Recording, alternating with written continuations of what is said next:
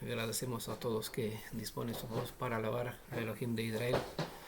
Hoy le agradecemos por darnos un Shabbat más, una ocasión de reunirnos en su nombre y seguir estudiando sobre el reglamento sobre la lepra.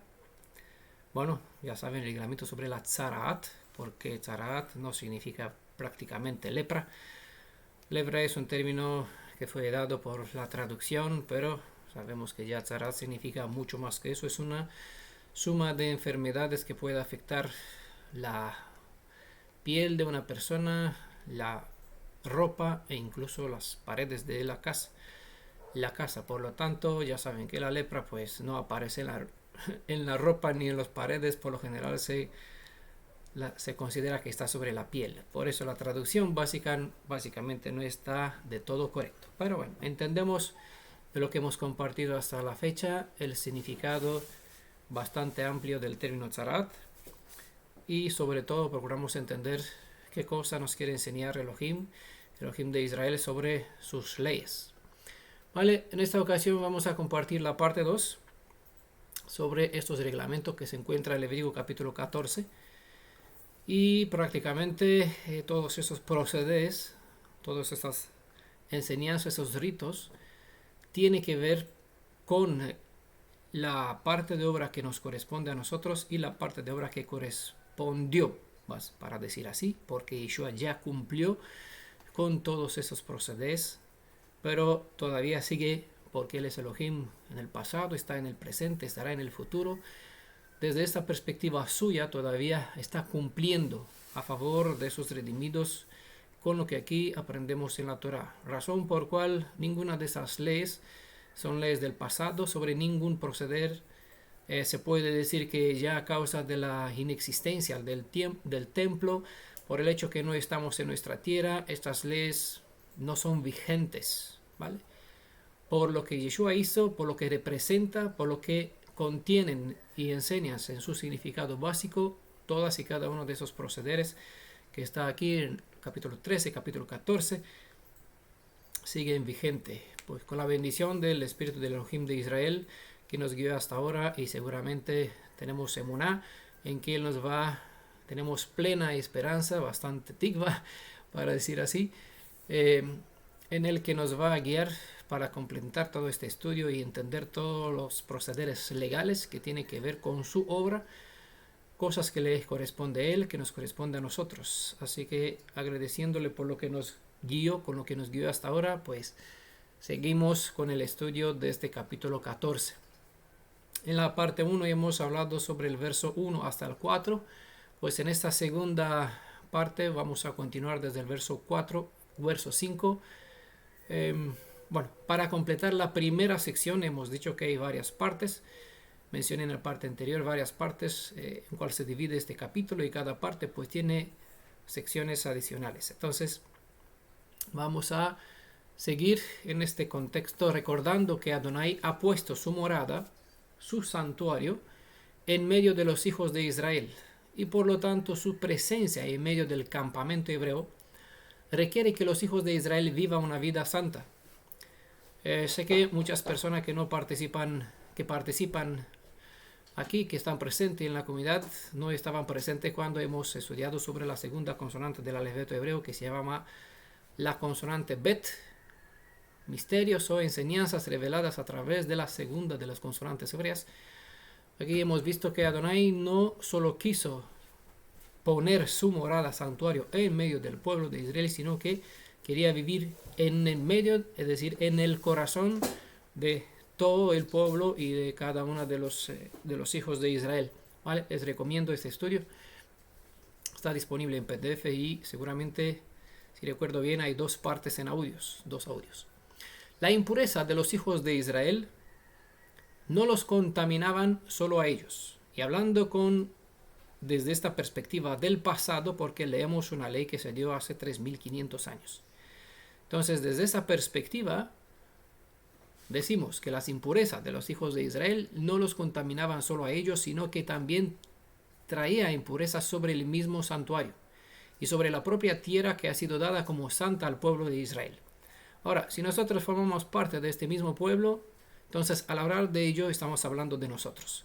Como la condición de nuestro pueblo no ha cambiado, igual se puede hablar el presente. Las impurezas de los hijos de Israel, sea lo que sea que nosotros vivimos, cuando nos encontramos en una situación en contra de los principios directos de la Torá, eso trae impureza sobre nosotros y no podemos decir eso solo nos afecta a nosotros, porque queremos o no hacer parte de un mismo pueblo, no solo nos contaminamos a nosotros con lo que estamos haciendo en contra de los principios de la Torá, sino que también traemos impureza sobre todo el pueblo y efectivamente porque si formamos parte de un cuerpo y si la cabeza de este cuerpo es el Mashiach, si un miembro de este cuerpo pues vive una cierta impureza, una transgresión directa en contra de las leyes de Israel, afecta a la comunidad, afecta al pueblo, deshonra la cabeza, ¿vale?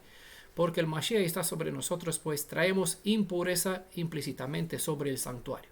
Por lo tanto, cuando leemos la historia pasada de nuestro pueblo, vemos que lo que ellos hacían, como en el caso del pecado de Acán, no solo lo afectó a él, cosa que le llevó a la propia muerte, sino que trajo muerte sobre sus familiares, trajo muerte sobre el pueblo, trajo deshonra sobre el Elohim de Israel.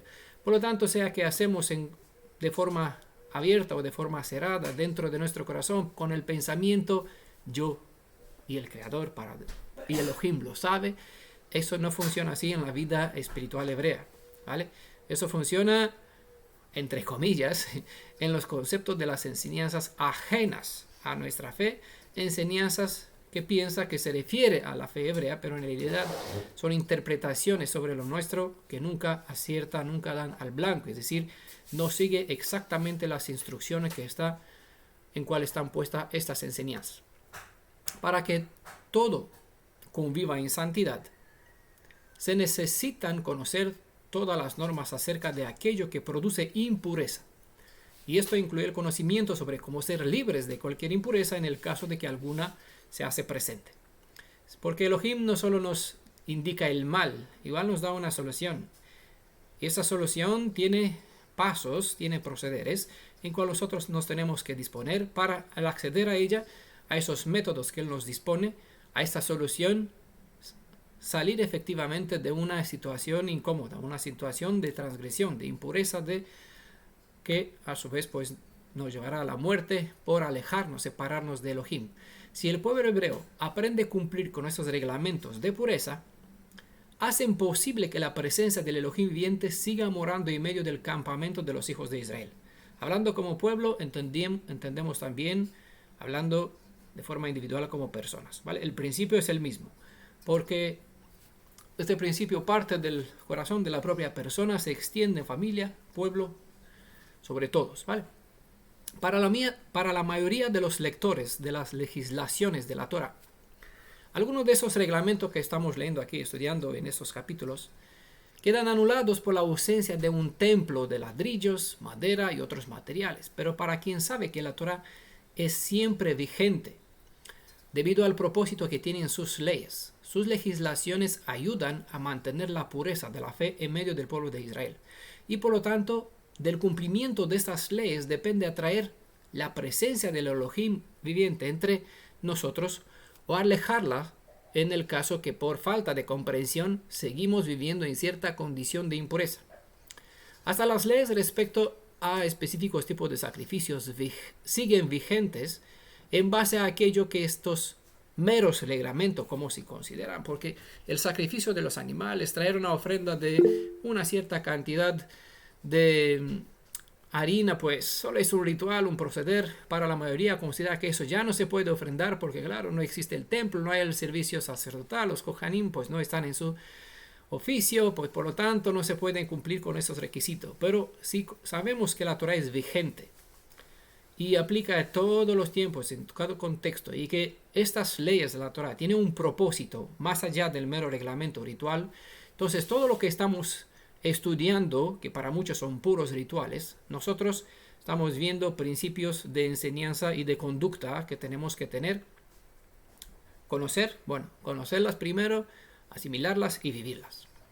En el estudio que estamos haciendo, veremos que el ritual de los dos pajaritos, porque ya entiendo que ya todos tienen la Biblia adelante, recuerden, yo voy a seguir de donde nos hemos parado.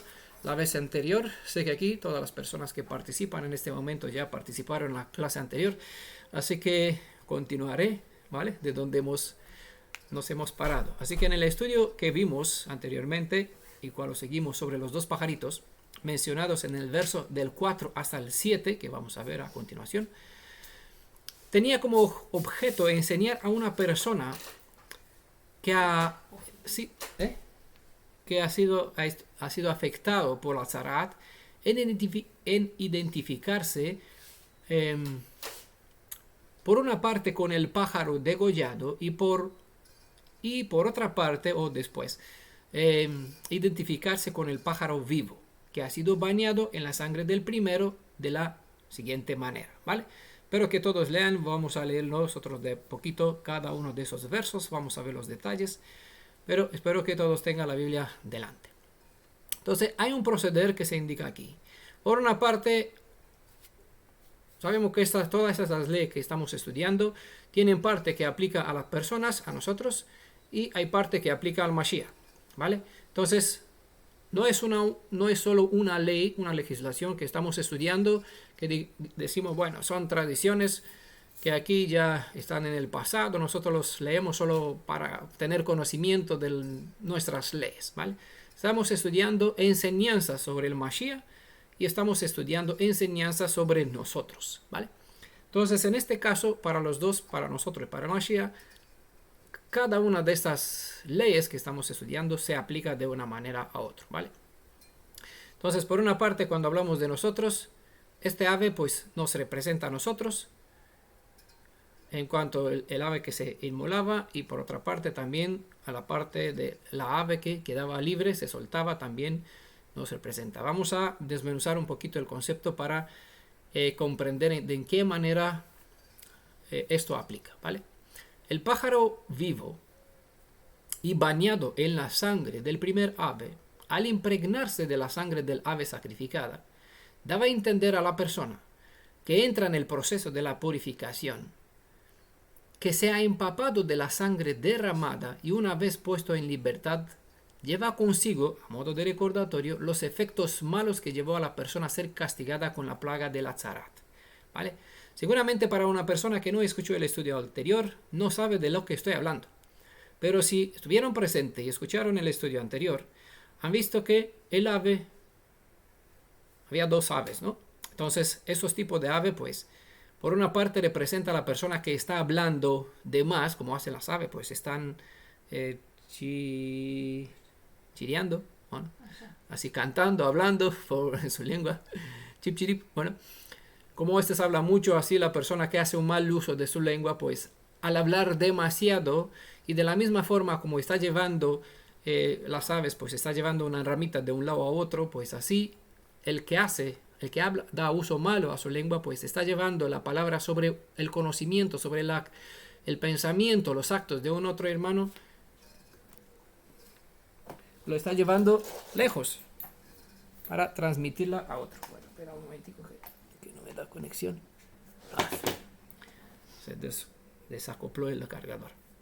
Entonces es lo que hace a veces las personas hablando con otros del estado de otros. Entonces, para recordar que el que hace mal uso de su lengua es igual a dar muerte cuando habla de su hermano, aún con razón, aún presentando una cosa como el caso de Miriam, de una forma presentando una cosa que es verdad, pero al hablarlo indebidamente, sin el afán de ayudar a otro, sin el afán de procurar ayudar a otro, sea lo que sea que se habla sobre un otro, aún diciendo una verdad, se convierte en lo que llamamos lengua malvada, ¿vale? Una lengua que traía consigo el castigo o la corrección con la Tzarat, ¿vale? Recordemos que Tzarat hoy no es vigente porque eso solo es un acto superficial que se daba a una persona que tenía una buena conducta, como método de prevención. Ahora, por estar en esta condición completamente impuro, no podemos esperar tener la bendición de Tzarat porque estamos demasiado afectados, ¿vale? Por la condición de la impureza en cual hemos vivido. Por lo tanto, estamos practicando libremente el mal uso de lengua porque decimos, pues yo no veo la Tzarat. ¿vale? Pero todas las cosas negativas que nos vienen en nuestra vida es una ocasión para decirnos de parte de Elohim, fallas. Porque de la misma forma, como ninguna enfermedad debería venir peste el pueblo de Israel, que estaban dentro de las condiciones del pacto, obedeciendo las condiciones del pacto, asimismo, hoy, si hemos vuelto a esas condiciones, no deberíamos pasar por ninguna de los problemas que suelen pasar accidentalmente o casualmente en el mundo, ¿vale? Nada es casualidad en lo que nos ocurre. Todo tiene un propósito para corregirnos, para enderezarnos, para traernos la atención. Bien, el que aprende, pues el que no repetirá. Y todo eso, esos son señales que nos puede ayudar a encaminar nuestros pasos. Bueno, entonces cuando una persona hace mal uso de su lengua, pues la Zarat tenía el propósito de corregirlo. La persona que practicaba un mal uso de su lengua, pues ¿qué le pasaba? Era alejada del campamento de Israel, puesta bajo la observancia de un sacerdote, aislada, separada. Bueno, todo lo que hemos visto, vimos en los capítulos anteriores. Entonces, por hacer un mal uso de la lengua en contra del hermano, eso significa, hemos visto que es igual a matar, a procurar quitar la vida a nuestros hermanos. Entonces, como por nuestros actos matamos a nuestros hermanos con nuestra propia boca, esto era una de las razones por la cual el pájaro vivo se inmolaba en la sangre del muerto y se soltaba con las manchas de su hecho. Hemos dicho en el audio anterior para recordar siempre que el que hace mal uso de su lengua trae como consecuencia la muerte del prójimo, ¿vale? Para no olvidar este acto, este hecho, por eso se le imputaba, se le obligaba al que cometía la Lashon Hara a traer precisamente un tipo de ofrenda que recuerda esta forma de hablar demasiado, de más, ¿vale? Eso para recordar un poquito de cómo es lo que hemos estudiado hace 2 semanas. Entonces, la ley de los 2 aves nos enseña más de una sola verdad. Mientras hay una enseñanza respecto al hombre en su trato con su semejante, una otra segunda enseñanza nos instruye respecto a la obra del Mashiach a favor del redimido. Entonces, dice el Levítico capítulo 14, verso 5, después mandará inmolar uno de los pájaros sobre una vasija de barro con agua viva. Recordemos que este proceder ocurría ¿dónde? En el santuario, en medio del campamento de Israel, entre los redimidos, aquí en la comunidad. ¿O dónde? ¿Dónde se hacía este proceder con lo que se presenta aquí? ¿Tiene la Biblia? Fuera del campo. No. Fuera del campamento de Israel, ¿vale? Mandará inmolar a uno de los 2 pájaros sobre una vasija de barro con agua viva. Entonces recordemos que este proceder ocurría fuera del campamento de Israel, es decir, en un lugar ajeno al santuario. En un lugar fuera del campamento de Israel, a favor del Metzorah, es decir, del leproso, el sacerdote sacrificaba un ser de los cielos. Su sangre se recogía en una vasija de barro, es decir, de tierra. A modo de resumen, ¿vale? Voy a presentar algunas ideas para cuál deberían cada uno pues profundizar más. Yo solo le abriré una ventana para ver un poquito de qué trata esta ley en su profundidad, qué profundidad hay. Pero quedará que cada uno pues escudriñe más a fondo el que quiere conocer más de estos misterios ocultados por generaciones, pero revelada, como está escrito, a los santos en esta generación en cual nosotros estamos presentes, y también en todas las generaciones a aquellos que se han dedicado para comprender las leyes de justicia de nuestro pueblo y su propósito, ¿vale? Por eso somos un pueblo, un grupito bastante bendecido para esta generación, porque Adonai nos presenta a modo de revelación, porque es algo maravilloso esta comprensión. Entonces, a modo de resumen, lo que nos enseñaba mediante este proceder se nos enseñaba. Es una revelación directa sobre el origen de donde procede Yeshua. El lugar de donde se le imputa, no imputa, donde se le aplica, ¿vale? Al redimido la redención. ¿De qué manera el Redentor hará efectiva la redención? ¿Hasta en qué naturaleza vendrá Mashiach? ¿Vale? 4 cosas, para darle solo un ejemplo, son reveladas aquí, en este detalle que para muchos pues lo leen y pasa por alto, porque dice, después mandaré inmolar uno de los 2 pájaros. ¡Ah, qué gran cosa! ¿Vale? Un pájaro lo inmola pues en una vasija, si su sangre le recoge una vasija de barro. ¿Qué dice? Nada. Bueno, aquí por eso les presento a modo de resumen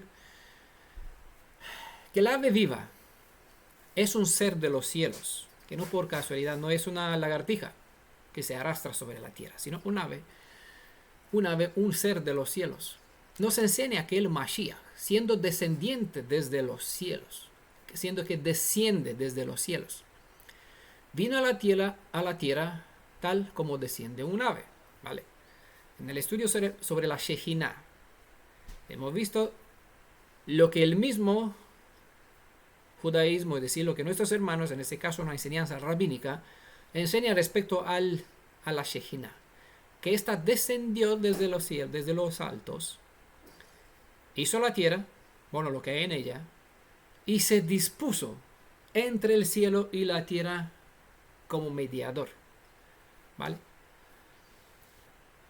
Igualmente en el estudio sobre la consonante Aleph, que es la primera, hemos visto que ésta se compone de 3 consonantes, 2 Vav, uno para arriba, otro para abajo, no, 2 Yod, uno para arriba, otro para abajo, y una Vav por el medio. Porque la Shejinah que se dispuso a estar en medio para conectar el cielo y la tierra no es más ni menos el mismo Yeshua, el mismo Mashiach, que dispuso sus 2 manos, que eso es Yod, en el significado pictográfico hebreo, para agarrar el cielo y la tierra y así conectar, dejarse clavado, eso significa Vav, para conectar como un gancho el cielo y la tierra. Bueno, ese es el ave que descendió desde esa perspectiva mirando al Mashiach.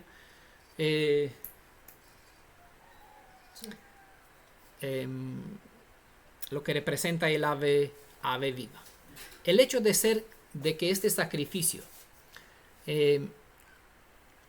se hace fuera del templo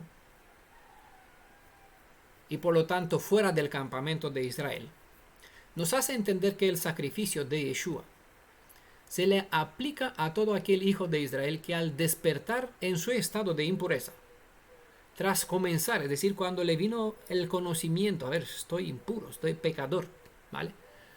Tras comenzar la sanación, porque cuando empieza el despertar, cuando el Ruach del Elohim viviente empieza a obrar en la vida de una persona que se da cuenta, estoy mal, ¿vale? Eso me llevará a la muerte, no estoy bien, no me gusta, no me encuadra las cosas aquí en el cristianismo, en el hinduismo, donde sea que estoy, ¿vale? Necesito algo.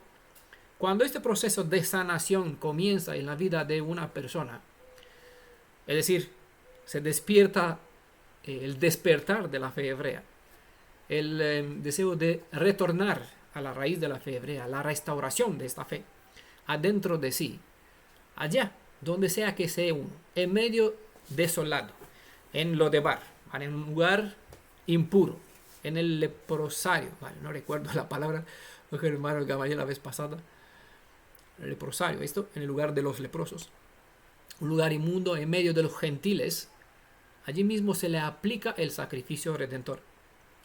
Que la sangre está derramada sobre un vaso de barro describe tanto la naturaleza del Redentor como la naturaleza de aquellos hacia cual se practica la redención o se ofrece la redención.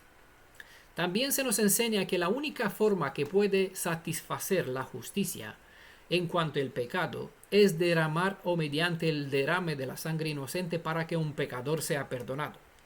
Recordemos que el pecado no se perdona. Se perdona el pecador. Para el pecado siempre se paga. ¿Vale? ¿Y qué paga ahí? Sino la vida. Importante retener que todas esas verdades resumidas aquí son enseñanzas que la gran mayoría de los redimidos las aprende estando aún fuera del campamento de Israel. Es decir, se les opera estando aún en el contexto del lugar inmundo, entiéndase con eso la religión en cual uno se encontraba antes de entrar en medio del pueblo de Israel. Es decir, antes de entrar en una comunidad hebreo-israelita, en un grupo de estudio, en una yeshiva, en una escuela rabínica, en una comunidad como la que tenemos aquí, ¿vale? La expresión aguas vivas que se menciona aquí se refiere al agua de un manantial o río, no de una cisterna.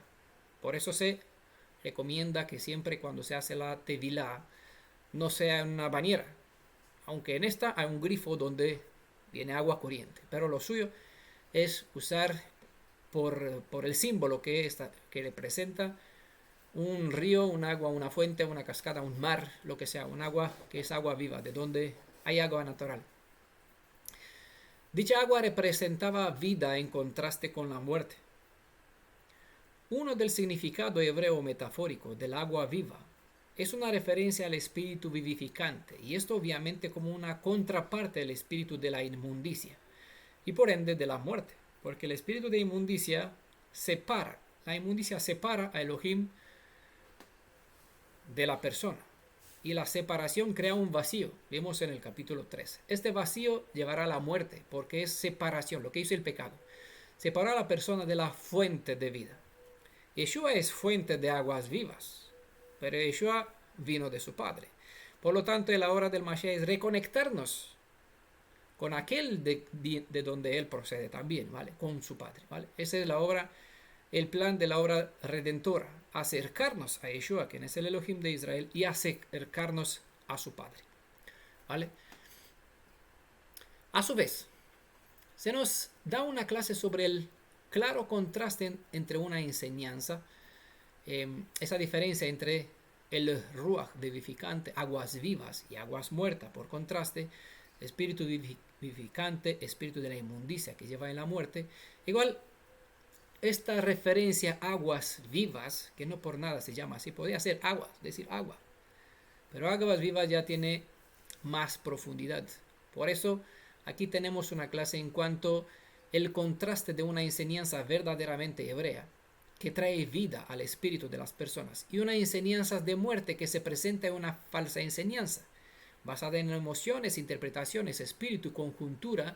La mejor enseñanza puesta en un contexto, en una boca que no vive conforme a los principios de la Torá, no vale efectivamente para nada. Es igual, como decía Shaul, Corintios 13, 1 Corintios capítulo 13. Conocimiento, buenas verdades, en un vaso, en una olla que solo hace ruido, ¿vale? Por eso no tenemos que ser de esos que miran un espejo y olvidamos la cara. Cuando decir, si miramos, ¿qué tenemos que ver?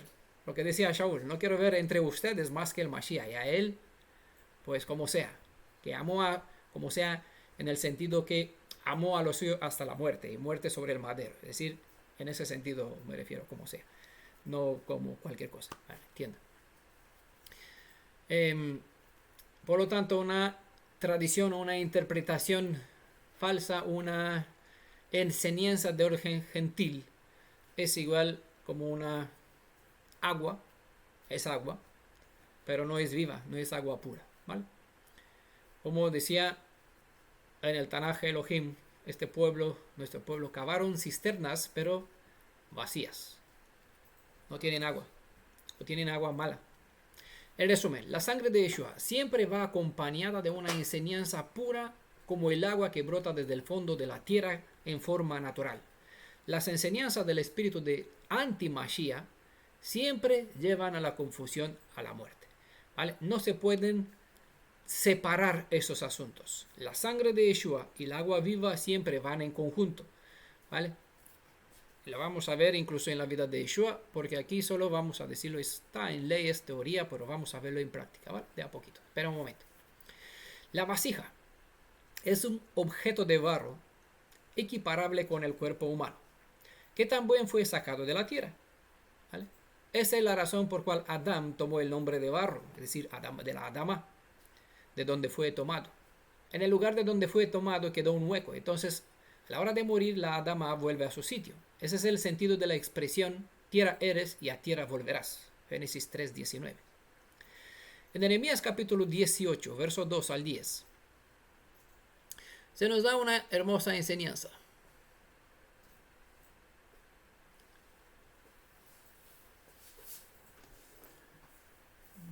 Segundico.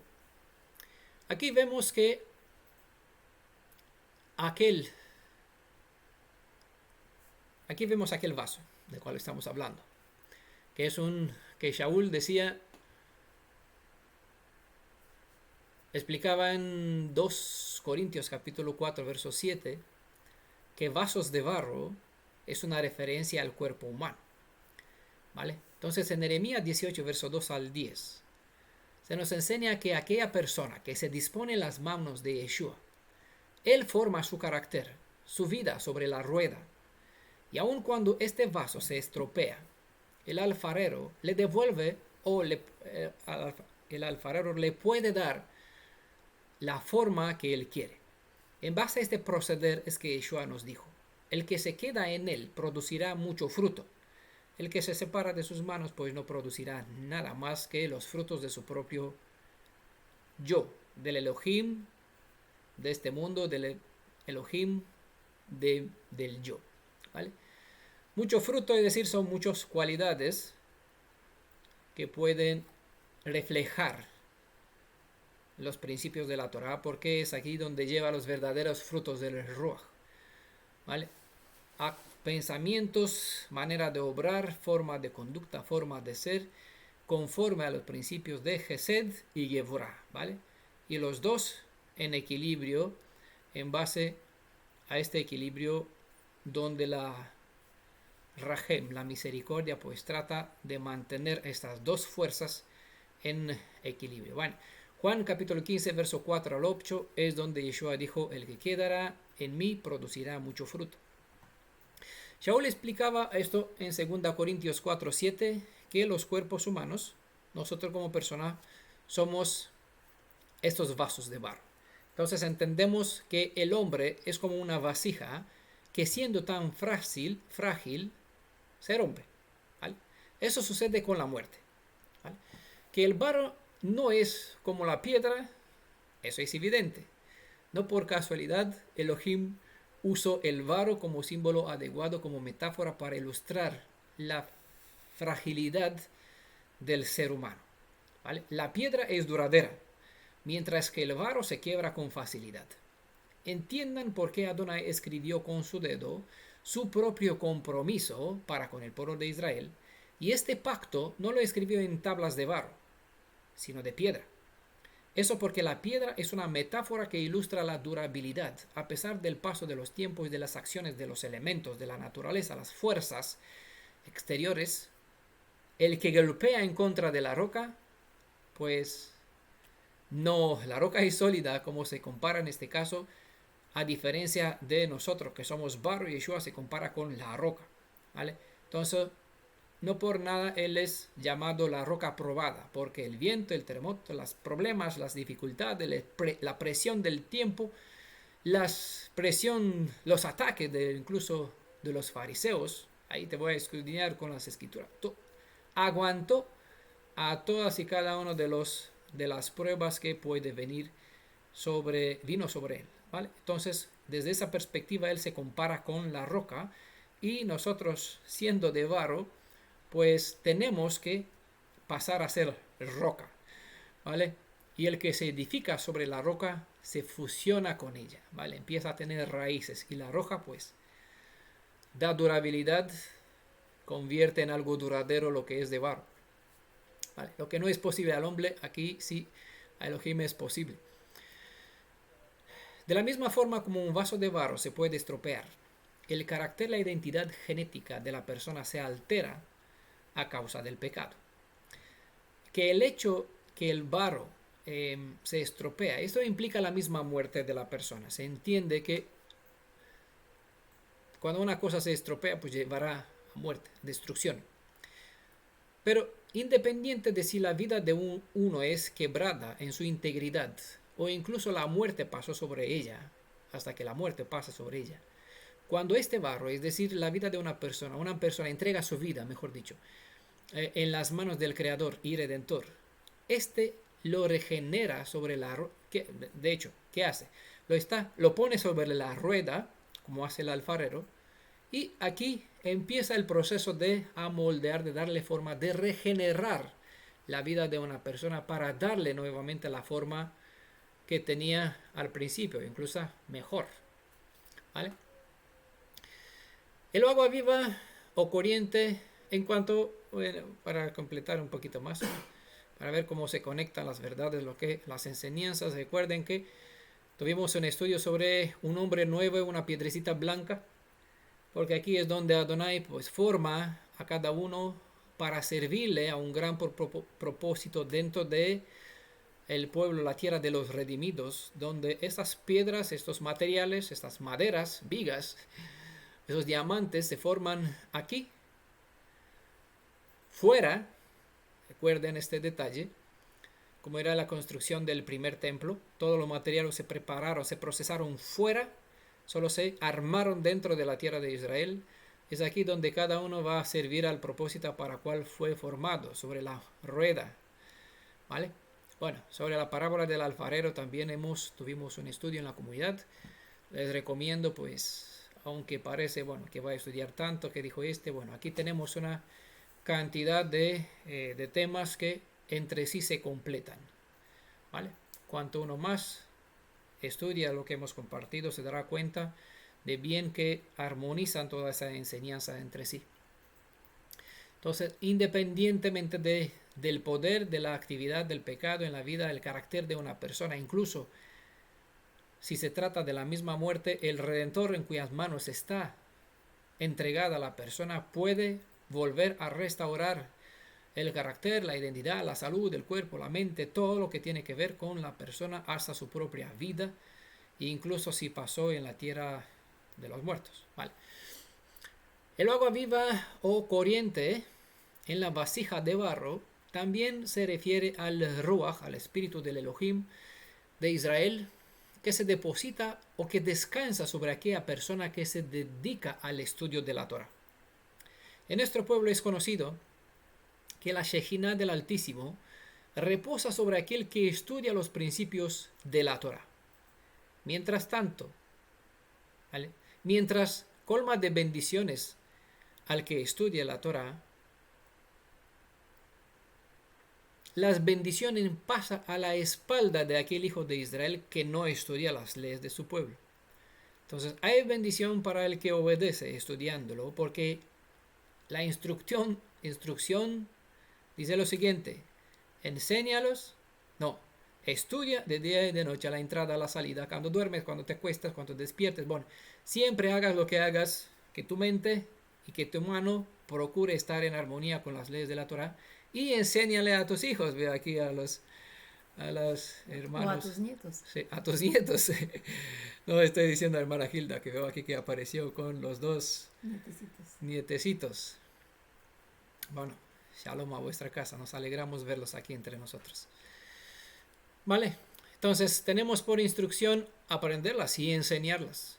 El que las estudia y las aprende y las enseña, hay una bendición especial para ellos, mientras esta bendición pasa detrás, como decirlo, a la espalda, es decir, no beneficia ninguno de aquellos que al tener la Torah a su disposición, la ocasión de participar, por ejemplo, a esos estudios sobre las leyes de Israel, pues dedican el tiempo a cualquier otra cosa, cualquier otro asunto que consideran ellos que es más importante. ¿Vale? En la tradición de este pueblo, incluyendo aquí el judaísmo, se considera que la Shejinah descansa, es decir, la presencia del Elohim de Israel descansa como un verdadero talit, ¿vale? Un verdadero manto sobre aquel que se dedica al estudio de la Torah. Es como vamos a verlo en el día de Yom HaKippurim, ¿vale? Haciendo un caparot, una cubierta que expía, que protege, ¿vale? Verso 6. Levítico 14, verso 6 dice: tomará luego el pájaro vivo, la madera de cedro, la púrpura, escarlata y el hísopo, las mojará juntamente con el pájaro vivo en la sangre del pájaro inmolado sobre el agua viva. ¿Vale? Estos detalles lo hemos visto mejor en el capítulo anterior, en la parte anterior, parte 1 de este hasta el verso 4. Del mismo modo como el sacerdote sumergía el pájaro vivo en la sangre del pájaro degollado, a la persona que ha cometido pecado de un mal hablar se le marcaba en su conciencia para recordar todos los días la sangre que él efectuó de dar un mal uso. Es decir, para ver estas manchas, esta sangre derramada sobre sus alas, esa era la simbología, que de la misma forma como el ave quedaba marcada con la sangre del agua de la ave muerta, asimismo la persona que cometió un mal con su lengua en contra, o un pecado en contra de su prójimo hermano, quedaba, decirlo de una manera, en la conciencia marcado con esta sangre que derramó, ¿vale? Porque al hablar mal de su prójimo es igual a matarlo, a derramar su sangre. Pues por eso se hacía este proceder para ilustrar una realidad espiritual, que a menudo no somos conscientes que eso es así. No somos conscientes del efecto poderoso que puede tener este órgano que llamamos lengua. Leemos lo que dijo, como se conoce, Santiago. Jacob es como un barco, es el cuerpo, cuya lengua es solo el timón, ¿vale? Esto que dirige en que va en que condiciona en qué parte va el barco, ¿vale? Un mal uso lleva a la persona en un mal sendero. Entonces, el que derramó con su boca la sangre de su prójimo, en forma simbólica su cuerpo, aún sanado, un cuerpo sanado, pues quedaba pintado con la sangre del pájaro degollado. ¿Vale? Todo esto se realizaba para que la persona tenga siempre delante de sus ojos el mal que hizo al calumniar o chismear, a fin de que no lo vuelva a hacer nunca, ¿vale? Por eso quedó marcado, registrado y con la indicación. Quedó como dentro de las leyes de la Torá. Recuerden lo que le sucedió a Miriam, ¿vale? Recuerda lo que le sucedió y la causa y el porqué, ¿vale? Y el proceder también. Recalcamos que para que el pecador, es decir, el mesorá, el leproso, sea purificado, es imprescindible quitar una vida, porque solo la sangre puede liberar el peso del pecado, equilibrar el peso del pecado. Y no es de ignorar que el rito mencionaba que esta sangre debe estar conjunto al agua viva. Como estas legislaciones también son revelaciones directas sobre el modo y el proceder que murió Yeshua, pues encontramos en Juan capítulo 19, desde el verso 33 a 34, estos dos símbolos, es decir, la sangre y el agua, juntos. Esas evidencias son pruebas irrefutables que identifica a Yeshua siendo el mismo Mashiach sobre el cual Moisés escribió en el libro de la Torah. Juan 19, hemos dicho en la parte anterior, parte 1. Con esto hemos empezado el estudio. Moisés sobre mí escribió. ¿Dónde escribió Moisés? Pues exactamente aquí. ¿Vale? En el Levítico capítulo 14, por ejemplo, muchos lugares, pero aquí es un ejemplo concreto, ¿vale? Capítulo 19 de Juan 34-35 dice lo siguiente. Uno de los soldados le atravesó el costado con una lanza y al instante salió sangre y agua. El que vio lo atestigua y su testimonio es válido. Y él sabe que dice la verdad, para que también vosotros creáis. ¿Vale? Entonces, el que vio dio un testimonio, y el que vio y dio testimonio sabe que dice la verdad. ¿Con qué fin? Vio, testificó, y este sabe que es emet, es verdad, para que nosotros también creamos. Ahora, ¿qué vamos a creer? ¿Lo que dijo Juan? Sí, está bien, creer a Juan porque él lo vio, dio testimonio, y para él sabía que lo que está viendo es verdad, porque tiene una base en la Torah respaldada. Pero yo, ¿cómo voy a creer a Juan? Por eso nosotros no somos seguidores de Yohanan. Nosotros hacemos camino atrás para ver qué cosa vio él que se cumplió una cosa sobre cual dio testimonio, una cosa que vio y dio testimonio, que está respaldada en la suma de la palabra de Elohim, porque la Tanakh dice que verdad o emet es la suma de tu palabra. Entonces entendemos que Yohanan conocía la suma de esta palabra, porque el testigo citado aquí no era ni más ni menos que el mismo Yohanan, que hablaba sobre sí en tercera persona, algo costumbre en el pueblo de Israel, ¿vale? Al relatar, y él relataba los sucesos que observaba, de cual era testigo directo.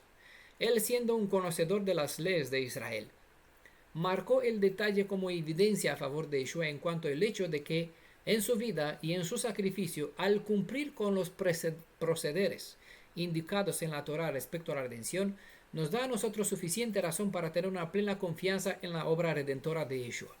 ¿Vale?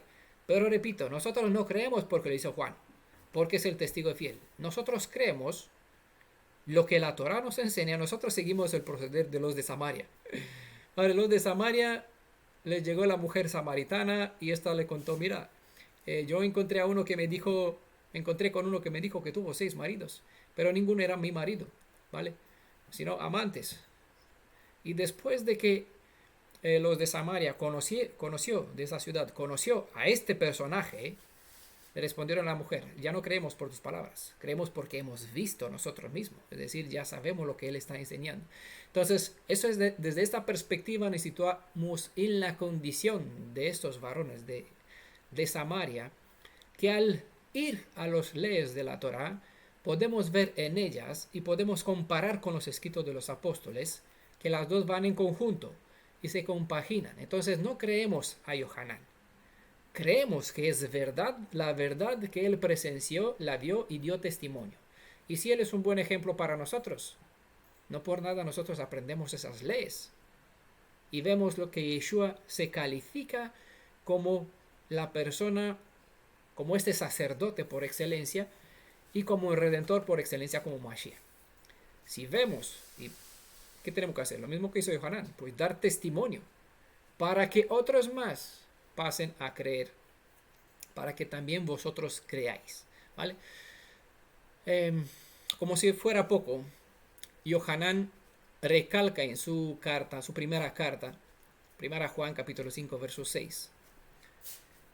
Hablando de Yeshua obviamente, este es el que vino, como un ave que vino del cielo, entienda la metáfora, vino por el agua y por la sangre, Yeshua HaMashiach, no solamente en el agua, sino en el agua y en la sangre, ¿vale? Por eso le decía que el agua y la sangre van juntos. Y luego, bueno, en el contexto se habla que estos tres hay,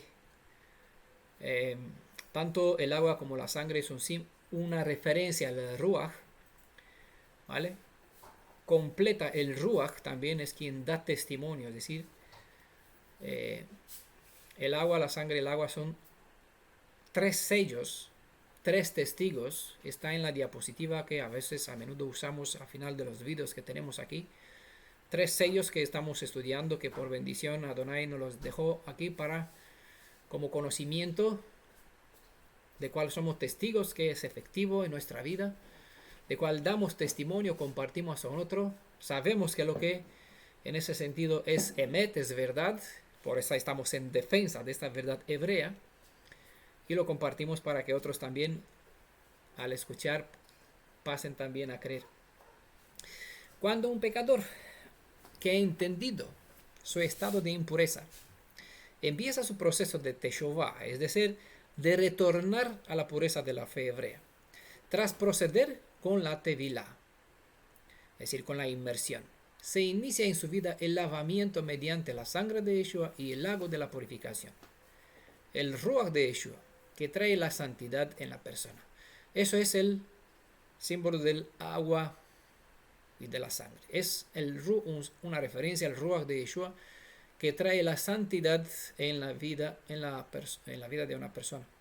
Para quien cree que vive por gracia, ¿qué valor le das a este sacrificio que te dejó a ti libre a poder vivir? Levítico 14, verso 7. Vamos a estudiar hasta el verso 8, 9 también. Vale, nos vamos a parar aquí hasta el verso 9, porque tenemos demasiado contenido de información. Verso 7. Y rociará 7 veces al que ha de ser purificado de la lepra, y tras de declararlo puro, soltará en el campo el pájaro vivo. Curiosamente, el verso 7 nos habla de 7 rociaduras, siendo que 7 es el número que se refiere a una plenitud. El rociar 7 veces significa una purificación completa. Según pueden apreciar ustedes al leer la purificación de Naamán, en su caso, aquí pueden ver las veces que se le dijo para sumergirse, y al hacer sumergirse 7 veces quedó puro, limpio de su lepra. Segunda Reyes capítulo 5 verso 10.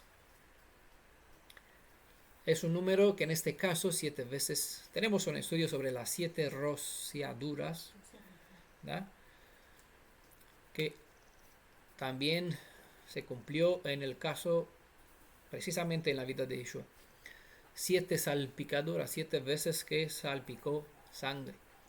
Vale, 7 es un número completo, como la semana. No puede tener ni menos ni más de 7 días. La redención tiene 7 días. El trabajo de un hombre se completa, 6 días de trabajo se completa con un día de descanso, 7,000 años para el pecado. Bueno, un montón de 7 años tiene que trabajar la tierra, dejarlo descansar un año más. 7 por 7, siempre está este número relacionado con algo completo bien hecho. Como hemos dicho, por una parte el pájaro vivo manchado de la sangre del ave inmolado representaba a la persona que quedaba en libertad, pero llevando consigo, a modo de recordatorio, que por su pecado trajo a la muerte sobre su prójimo. Pero también, tal como el ave viva era soltada en libertad, este hecho simbolizaba la libertad de la persona que tenía la zarat. Asimismo, como el ave viva vuela en libertad lejos, la impureza se aleja lejos de aquel que es lavado en la sangre del cordero y bañado en el agua de la purificación. En tercer lugar, en dejar el ave viva marcharse lejos, entrevemos que tras la muerte redentora hay vida para quien procede con la expiación, o para quien, a favor de quien se le aplica la expiación. Y por lo tanto existe la resurrección como la esperanza de un total liberación tanto del pecado como de la misma muerte. Eso son parte de el significado de dejar libre a esta ave. El ave inmolada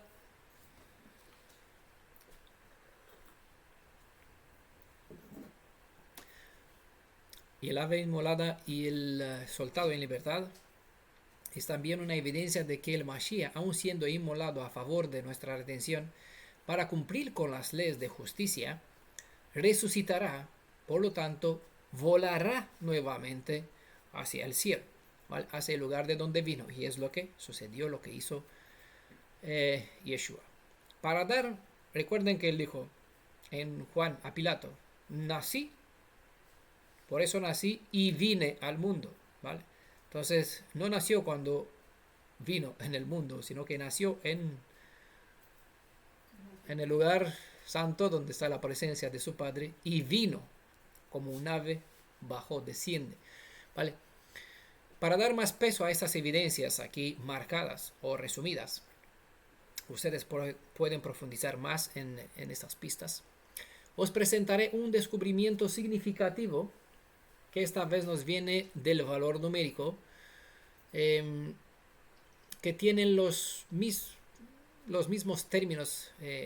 Por una parte, uno que está aquí empleado en el propio texto que estamos estudiando, y por otra parte un término sobre el cual estamos hablando, a quien aplicamos. Es decir, un término que está aquí en la ley de la purificación del Metzorah, del leproso, leyes que vamos a ver que son referencias directas hacia el mismo Mashiach. Un rabino que se llama Moshe Bogomilsky, al hacer un estudio sobre estas leyes, sobre el ritual entre estas dos aves, observó una conexión, que hay una conexión entre ellas y el Mashiach, ¿vale? En el hebreo ave se dice sipor. Este término está formado de 3 consonantes, ¿vale? En su raíz, que es Zade, P y Resh. Como supongo ya sabéis, cada consonante hebrea tiene un valor numérico. Así bien, la suma de las 3 consonantes que forman la palabra ave, es decir, sipor, es 370, porque la Zade es 90, la P es 80, Resh 200, ¿vale? 370.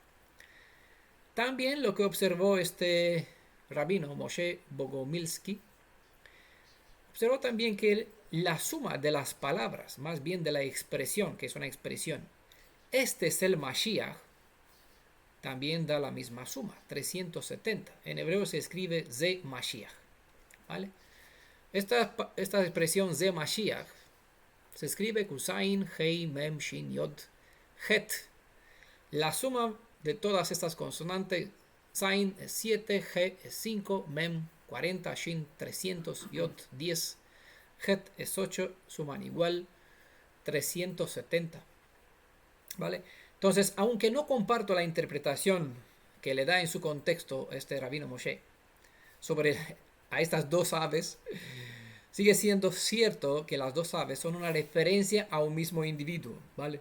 Entonces voy a sacar de su contexto solo la parte más relevante, porque en este caso sí son una referencia al Mashiach, pero también a nosotros, ¿vale? Pero es curioso, Sipor tiene el mismo valor numérico con la expresión Ze Mashiach. Entonces la conexión de las palabras con el mismo valor es sorprendente. Lo vimos esto en muchos casos donde hemos acudido a la gematría, ¿vale? Para calcular el valor numérico a cierto tipo de gematría, y hemos visto que los valores de ciertas palabras o expresiones, que vamos a ver, les aseguro, en otros contextos más, hablando sobre el nombre del Mashiach revelado en las escrituras, sobre su identidad, sobre su trabajo. Hay bastantes códigos, digamos códigos, pero en realidad son evidencias basadas en, alguno puede decir, coincidencias de números del valor numérico de ciertas palabras y expresiones. La realidad es que esta coincidencia pues es muy rara, porque tienen coherencia. Entonces una coincidencia coherente es un poco una paradoja, ¿no? Por bendición nosotros entendemos que son cosas ocultas, reveladas para quien estudia a fin de conocer lo que es verdad, ¿vale? Una verdad que está a disposición de todos, muchos ojos, pero no todos la ven y la comprenden, por razones diferentes. A pesar de que una persona se puede considerar a sí misma restaurada, sin el rito o los requisitos de la purificación que estamos estudiando, viendo aquí en este contexto, no puede ser declarada pura, aunque él mismo se considera que es puro, desde la perspectiva de la justicia de la redención, hasta que pase por todo el proceso revelado en estas leyes. Todo aquel que se salta a alguno de estos procederes, en realidad saltan las oportunidades de cumplir con lo que le corresponde para que una vez purificado pueda hacerse con la bendición de un día estar en la presencia del Elohim y Padre de Yeshua. Es decir, ese es un proceso que me llevará primero en el campamento y después al templo, acceder a Elohim, ¿vale? Por eso, ese es el caminar de una persona que ha caído en el pecado hasta su restauración para volver a ser nuevamente hijo de Elohim, en condición de estar como un hijo en la presencia de su Padre. Una vez que un ave paga el precio, la segunda queda en libertad. Para que el hombre quede libre de la muerte, uno igual a él debe pagar con su vida. No por nada mencioné que el vaso de barro representa tanto a Yeshua, la condición en cual vino Yeshua, como la condición hacia cual o para cual él vino, para ayudar al que es igual, vaso de barro. ¿Vale? Vino en la misma naturaleza como nosotros, solo que no cometió pecado. Pero la naturaleza es igual, probada. No se puede probar algo que no es posible que caiga. Por eso se menciona, no pecó. Fue probado en todo, como se dice, pero sin pecado. Probado sin pecado, también. Esta es la razón por cual el Redentor de Israel, para ser efectivamente Redentor, se hizo un pariente cercano. Eso significa Goel, es decir, un pariente redentor. Su obra fue prometida bajo profecía que vino a través de Ezequiel, en capítulo 36, verso 25 al 26. Vale, eso para decirle dónde es esta profecía. La metódica de la purificación es equiparada con la disposición del alfarero en moldear según él quiere a la vasija que está en sus manos, en la mano del alfarero. Los versos que hemos estudiado hasta aquí sobre este inusual ritual indican de manera significativa la obra redentora que Yeshua hizo para dejar puros a aquellos que, al ser afectados por la lepra del pecado, se dispusieron a ser restaurados. Como resumen de todas las evidencias citadas hasta aquí respecto a Yeshua, lo voy a presentar en los escritos de los apóstoles las siguientes 3 evidencias. Vemos en Juan capítulo 3, verso 13. Y también el capítulo 6, verso 38. ¿Vale? Yo voy a dejar las citas, pueden anotarlas, pero les voy a dejar en el guía de estudio para que las tengan. Juan 3, 13, Juan 6, 38. Aquí vemos que Yeshua vino desde el cielo. ¿Vale? Como se indicaba en este verso. En Hebreos capítulo 13,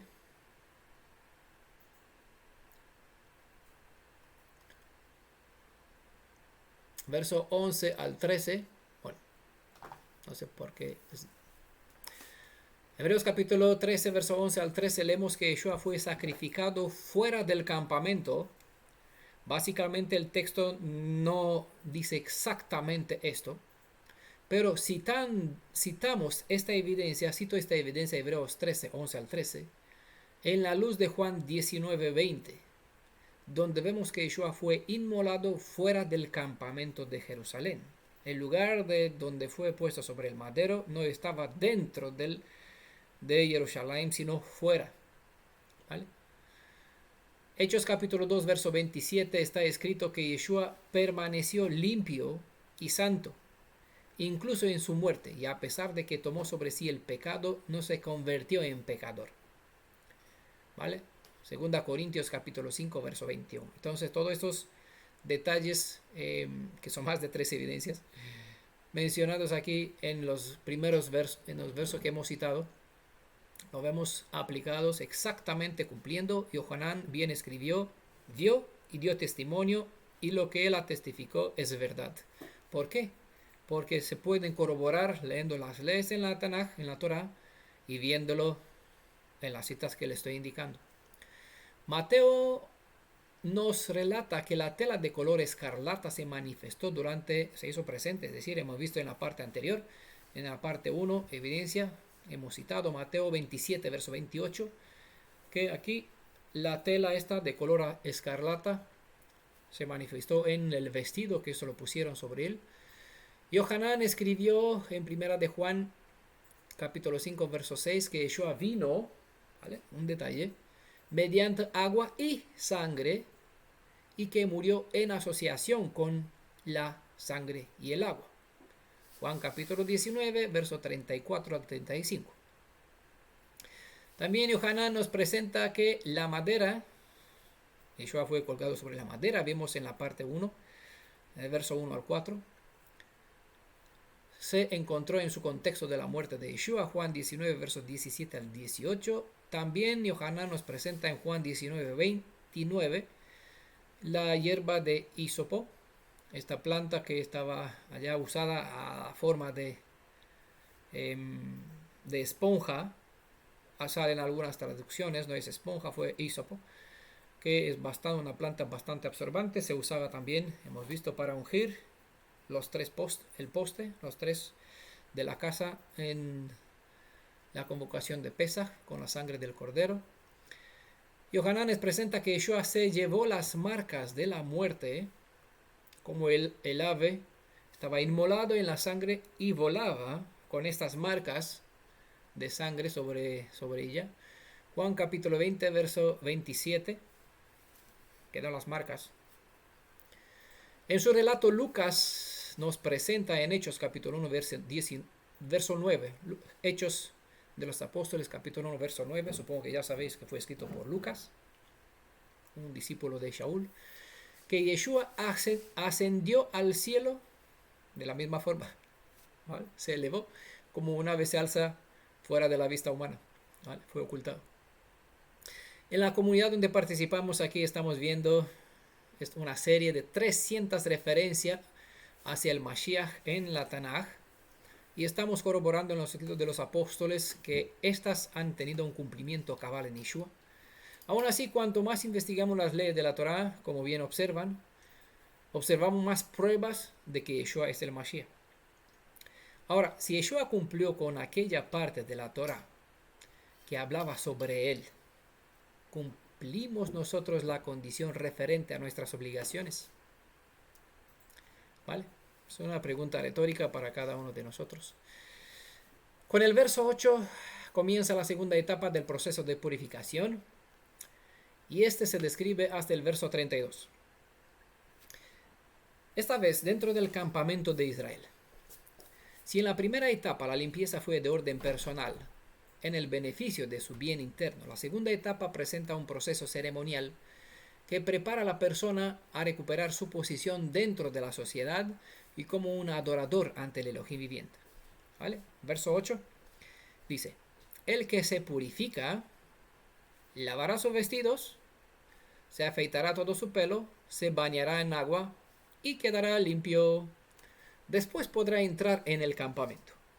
Pero, que hay un pero interesante, pero durante 7 días ha de habitar fuera de su tienda. Bueno, era el hermano Juan, el papá, que preguntó la vez pasada. Bueno, apenas aquí está la cita que hablaba sobre su pregunta. 3 cosas tiene que hacer aquel que se recupera del pecado. 3 cosas que le corresponde hacer en esta primera fase fuera del campamento de Israel y como un acto previo a fin de estar en condición de poder entrar en medio de este pueblo: lavar sus vestidos, afeitar todo su pelo, bañarse en agua, ¿vale?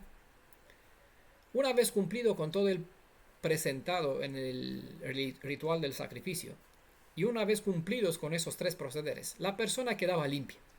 Pero esta limpieza no era completa, porque verán en el siguiente verso que tras el verso 8, tras el día 8, después de un otro proceder, también se le declaraba limpio.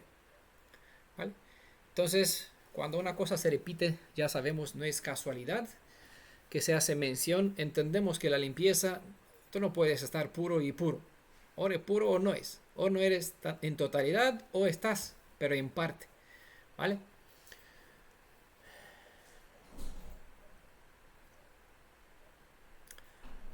Entonces, entendemos que la primera declaración de limpio que se menciona aquí en el verso 8 no era de todo completa.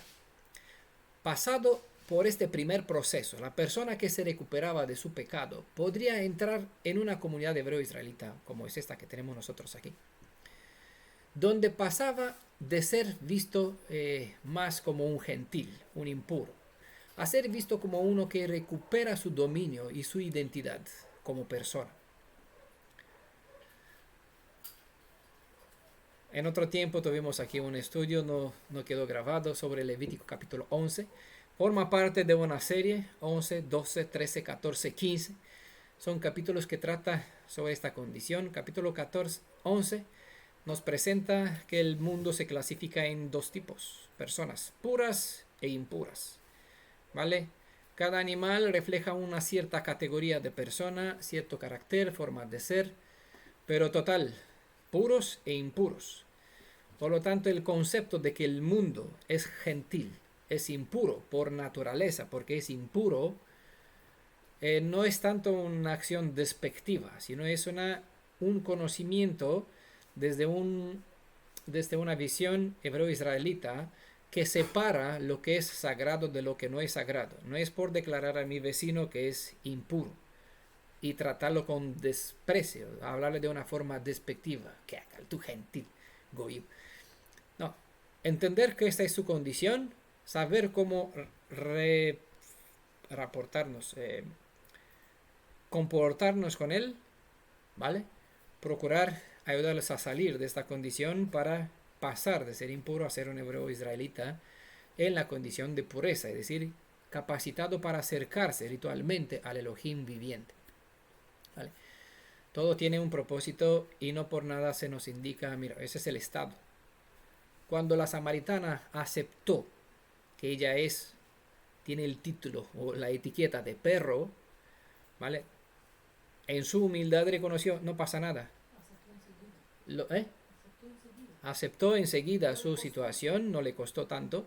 Es una realidad porque eres príncipe o eres un perro, ¿vale? Comes a la mesa como rey o como un gentil, como un cristiano se aprovecha de los restos, por aquí beneficia de algo, lo interpreta como le conviene a cada uno, ¿vale? Es un acto de humildad por parte de esta que se valoró samaritana, que se valoró tremendo, y seguramente si su condición fue acercarse y beneficiar cuanto más de la cosa salud, de las enseñanzas que Elohim de Israel comparte, uno cuanto más se alimenta de algo sano, de algo bueno, pasa a reflejar lo sano y lo bueno. Es la forma como un gentil se convierte y recibe el derecho como uno nacido en casa, como ordena la Torá. No hay diferencia entre uno y el otro cuando se alimenta o edifica sobre la misma roca que es Mashiach, se alimenta de su espíritu que es Torá. ¿Vale?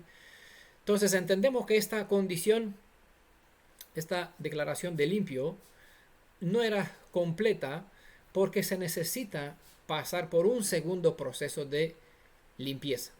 ¿Vale? Entonces,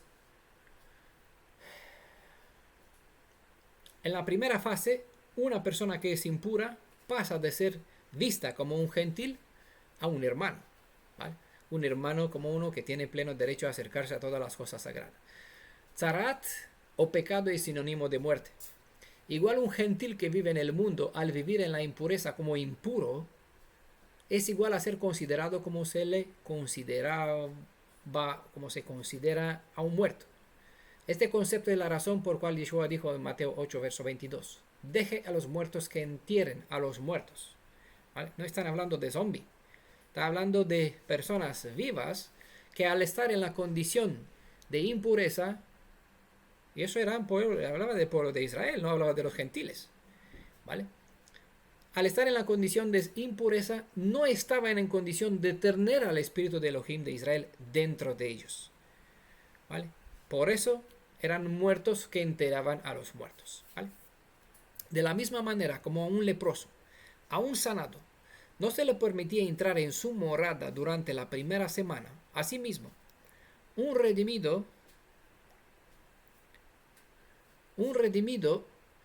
aun siendo él sanado de su pecado, de su transgresión, de su problema, no puede volver a estar o entrar en la presencia del Padre de Yeshua hasta el 8º milenio, cuando al terminar el ciclo de una semana milenario se cumpla todo el proceso aquí revelado.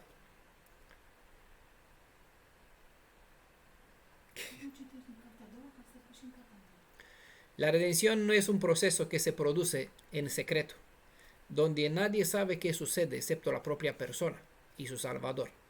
Es así como aprendieron cuando se alimentaban de las interpretaciones inmundas del cristianismo. No lo digo con falta de respeto, le digo como una realidad en cuanto a las enseñanzas que ellos comparten sobre lo nuestro, comiendo poquito de lo nuestro, al no tener en cuenta todo el conjunto de enseñanza, pues lo acomoda a sus ideas. Entonces, la idea que predomina en el cristianismo y con cual la mayoría han vivido es que yo sé, mi Elohim está en mi corazón, lo que yo estoy haciendo no afecta al otro, yo sé, él sabe, él me conoce, yo lo conozco, cosas por el estilo. ¿Vale? Vemos aquí, en una de las leyes, vemos en otras ocasiones que esto no funciona de esta forma. ¿Vale? Que es un concepto gentil, inmundo por lo tanto. La redención requiere de la restauración. Y para que una persona sea declarada restaurada, los testigos oculares juegan un papel fundamental. 7 días a la pura vista de tus prójimos es todo un espectáculo. Entiendan la razón por cual muchos prefieren no me hable en público. Escríbame en privado. Si me quiere decir algo, no lo hagas a la vista de todos. Pero tú expones herejías, invocas nombres blasfemos bajo ideas de sendas kadosh, sendas santas, palabras, pueblo, eretz hajadosh, como se dice, la tierra santa, como se dice. Pero la tierra santa está llena de sodomismo, de paganismo, ¿vale? De iglesias ajenas, gentiles, de idolatría, de gays, ¿vale? No por nada el mundo islam, los de Irán, quiere borrar de la faz de la tierra Tel Aviv. ¿Por qué? Porque al menos ellos saben que el sodomista, el homosexual, la lesbiana, esos gays no tienen derecho a existir. Conforme a la Torah, el castigo por un tal acto es la muerte. Y en Israel actual, una tierra sionista, mal llamada Tierra Santa, pues hay toda una ciudad donde pues se vive en sodomía a la vista de todos. Bueno, este como un ejemplo donde se da mal uso a los términos hebreos. Y la gente pues cierran los ojos para no ver la realidad solo por un sueño, donde espera ver un Israel sano. Al tener con el deseo de vivir en una tierra santa, no significa ignorar la realidad. Hay que decir a las cosas por su nombre, porque no puedes ignorar. ¿Vale? Muchas personas me preguntan, ¿y qué haces? Aquí me preguntó recientemente, cuando acabas de hacer la reforma de esta casa, ¿qué haces? ¿Te vas a Israel? Claro, me hacía gracia. Me gustaría. Y sí me iría cuando lo, lo que ocupa actualmente la tierra de Israel será quitado del medio para que pueda volver. Ahora, de momento viviré en la casa que estamos teniendo aquí en esta tierra que no es nuestra, en esta tierra gentil. 7 días a la vista de todo. ¿Por qué? Porque este concepto de yo sé, mi corazón, y él me ve, yo los veo, él me habla, yo le hablo, una cosa aquí en privado.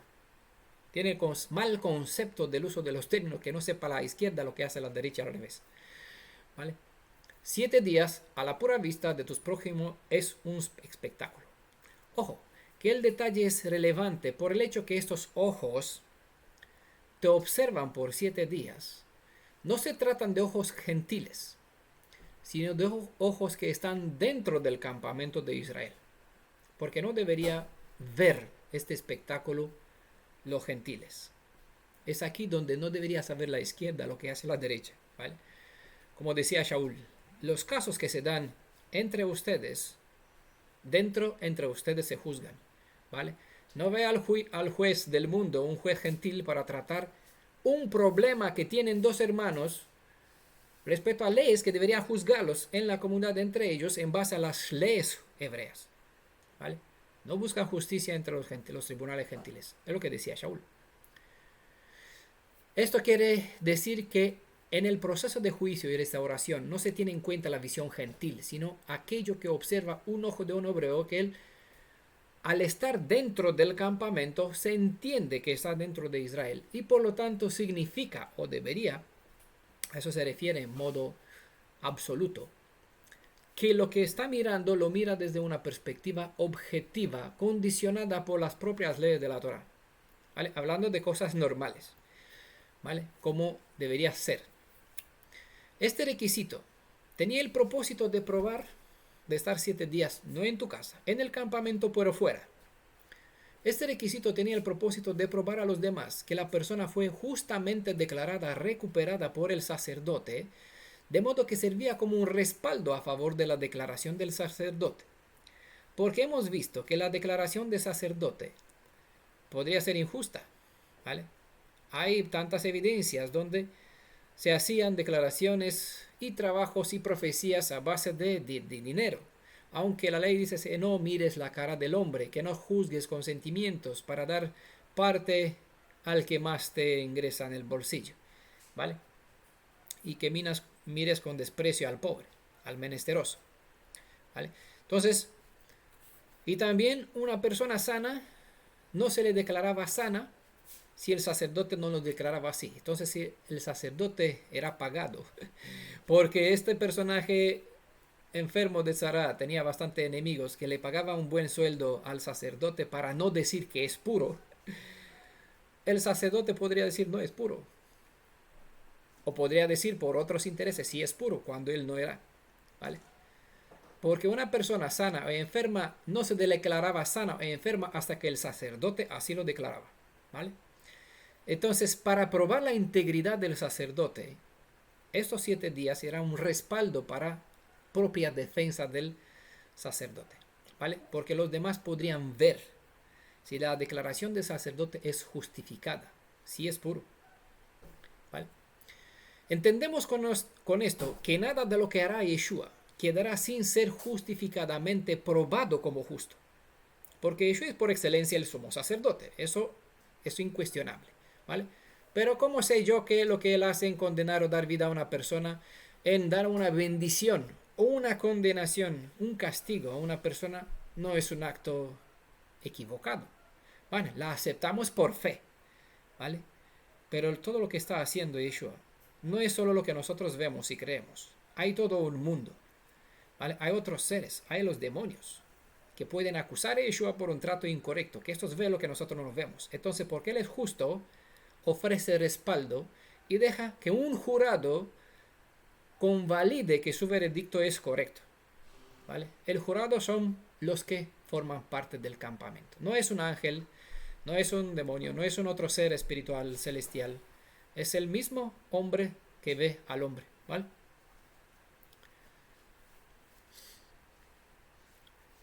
Por otra parte, que un leproso declarado limpio por el sacerdote vuelva a medio del campamento de Israel, debe que los del propio pueblo confirme que tal persona no presenta un potencial peligro para ellos. Tienen que saber que la persona sí es sanada de una dicha enfermedad, porque si la aceptan en medio de ello con el mismo estado por cual fue sacado, pues se maldecirán a ellos mismos, aceptando en medio de ellos una maldición que apartaron de en medio de ellos. ¿Me entienden? Por eso no era un espectáculo como un espectáculo, sino una presentación de pruebas. Era un juicio público. En ese sentido, y para la seguridad del pueblo, como para el mismo, que el mismo pueblo acepte en medio de ellos a un leproso sanado, este debería mostrar su sanación mediante 3 actos, ¿vale? 3 actos. Lavar su ropa, hemos visto en el estudio del capítulo 13 que es una referencia directa que revela un trabajo de limpieza en su carácter, en su forma de ser. Es decir, que muestra una teshuvah en ese sentido, que lavó su expresión, su forma de hablar, su forma de actuar, de proceder. Hemos visto que ciertas personas, un hombre 3 veces salió, volvió y salió con la misma actitud. Esto nos ayuda a probar con lo que Adonai muestra. Si no aprendemos, pues se repite la misma situación. Y la persona que no vuelve con una actitud de teshuvah, mostrada a la vista de los demás, ¿vale? Entonces es un potencial peligro. No cambió su carácter. Por eso se requiere lavar su ropa, ¿vale? Para que una persona cambie la actitud de su carácter en ese sentido de no hablar, no mostrar la misma actitud rebelde, ¿vale? Que te hizo salir, te hizo apartar. Bueno, no basta el propio testimonio, sino aquello que los demás están observando, porque uno puede decir, yo estoy bien, mira, yo he hecho, yo he cambiado, yo tal cosa. Bueno, Proverbio 22, verso 7. Este verso declara que es mejor el testimonio de otra boca que aquello que tú mismo declaras sobre ti. Yo soy mejor persona, yo me liberé, yo. Bueno, deje que otros lo vean. Por eso, a la vista de los de tu pueblo. ¿Vale?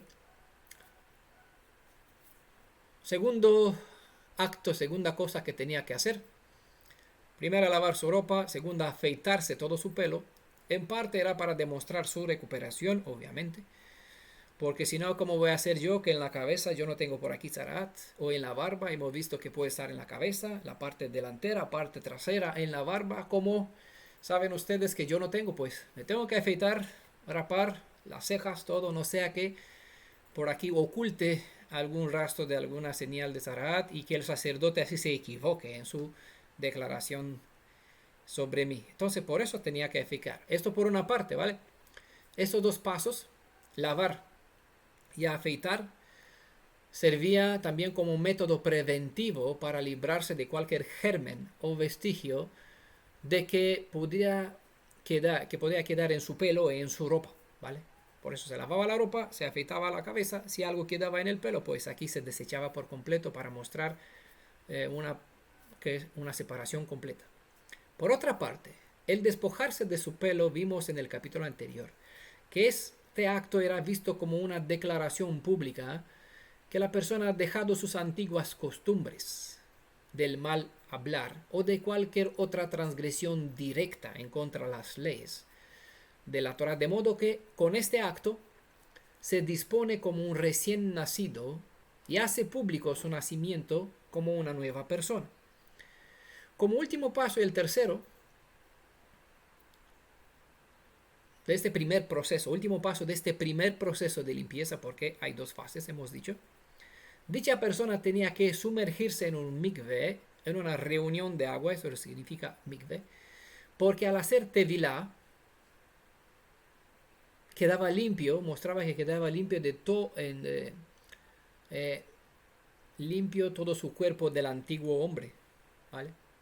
La tevilá es la muerte, cuando uno se sumerge, un símbolo de la muerte y de la resurrección, ¿vale? De una vida nueva. La persona que sale fuera como una persona recién nacida, que se deja entender, mira, como decía, ¿dónde está? Irina está por aquí.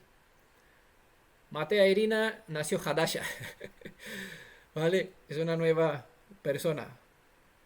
Es la misma, pero es otra, ¿vale?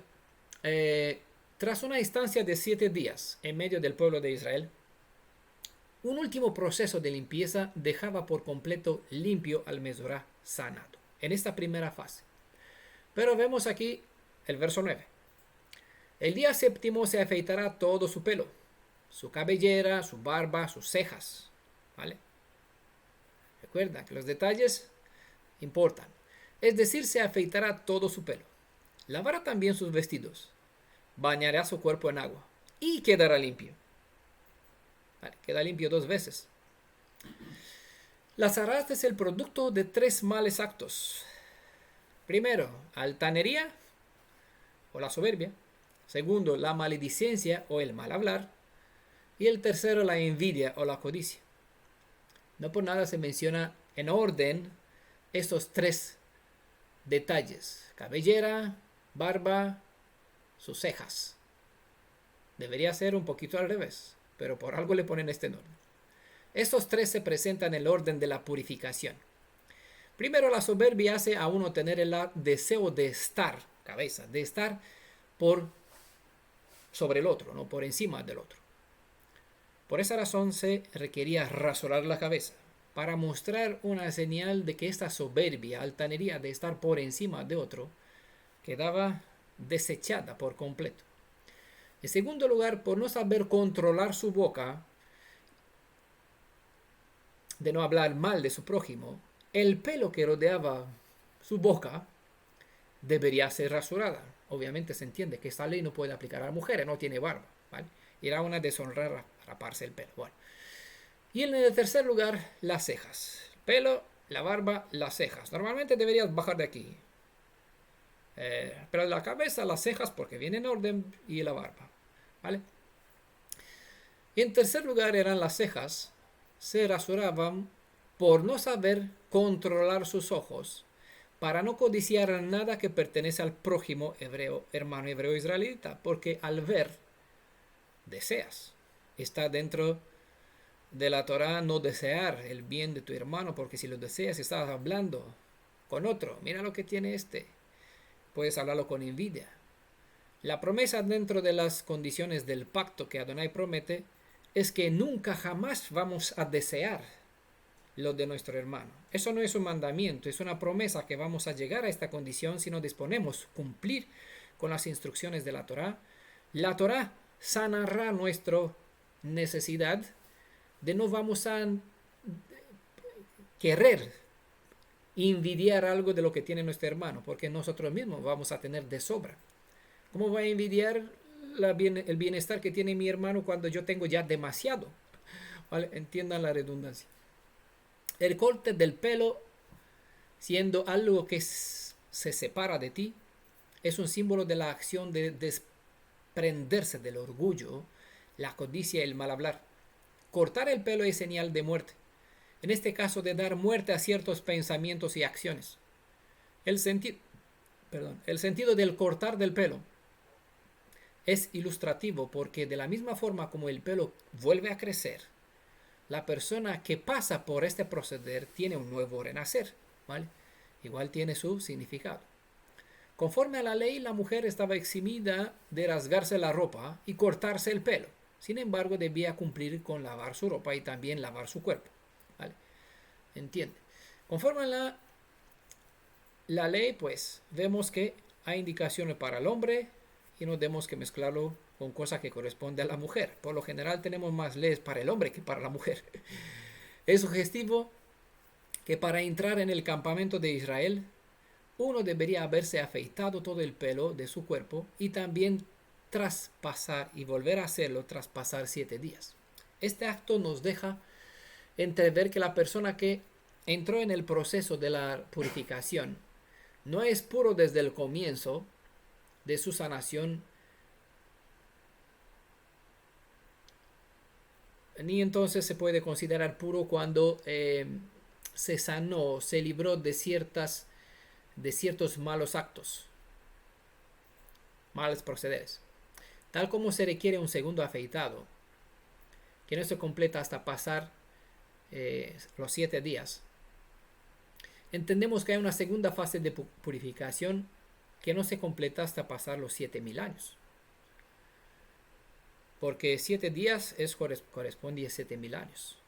Es allá cuando una persona estará en plena condición de ser declarada limpia por completo, una vez que se despojó de todo pensamiento, de todo mal obrar, una vez que lavó por completo su carácter, hasta que éste resplandece el resplandor de la perfección del mismo Creador y Redentor, hasta que su cuerpo esté por completo limpiado de cualquier defecto, rastro de degeneración producida como resultado del pecado, sea a nivel mental, del corazón, del cuerpo, ¿vale? Independiente de en qué manera afectó el pecado a una persona, tiene que restaurarse por completo. Por lo tanto, tengamos en cuenta que nadie se puede ocultar en el secreto del Altísimo, salvo que estamos cumpliendo con los procederes de la limpieza. Hasta entonces, estaremos a la pura vista del juicio de nuestros prójimos hermanos, de aquellos ojos que mirarán si nos hemos lavado bien la ropa, entendemos la metáfora, si nos hemos librado del mal genio ilustrado en la metáfora del pelo, si nos hemos sumergido bien en las aguas de la palabra viva, aguas purificadoras que nos trae sanación a todo nuestro cuerpo. Así que estar en medio de campamento, pero no en nuestra casa, sino al descubierto, a la vista de todo, no es una cosa mala de por sí. Todo lo contrario, es una bendición. El que huye porque no quiere que el hermano lo vea, que el hermano se entera, no sea porque no voy a hablar en la comunidad, no sea que voy a decir una tontería, una cosa, pues es que en realidad está huyendo de la vista de sus hermanos, pero esta vista está puesta exactamente para ayudarle a decir, mira, aquí te falta, aquí no lavaste bien la ropa, tienes que apretar un poquito porque tienes que rasgar un poquito más aquí en esta parte de tu cuerpo, no diste bien con jabón. Bueno, entiendan si pueden entender. Eh, Entiendo yo que hay mucha bendición en todos esos detalles y Adonai nos los sirve para poder comprender lo que Él está haciendo, para igual le sirva como para que seamos testigos de su proceder y así ser buenos defensores para respaldar su justicia, que Él es correcto en su proceder. Al traer la bendición a quien es digno de bendición, a quien traer la condición o sacarlo fuera del campamento de Israel, donde está el lloro y el crujir de dientes, como en repetidas veces se comparten las parábolas en los escritos de los apóstoles. Somos testigos para respaldar las acciones de Elohim y somos los testigos que puede traer bendición a nuestros prójimos hermanos. ¿Vale? Bueno, nos paramos aquí. Vamos a continuar desde el verso 10 dentro de 2 semanas. ¿Vale? La tercera parte. Hasta entonces, shalom a todos, que la bendición del Elohim de Israel pues esté sobre nosotros, sobre todo su pueblo, en el nombre de Yeshua, para el honor de su Padre. Amén y shalom a todos. Bueno, os paso el micrófono, yo aquí voy a parar para sus conclusiones. No sé si hay música para alguna canción, para preguntas igual después.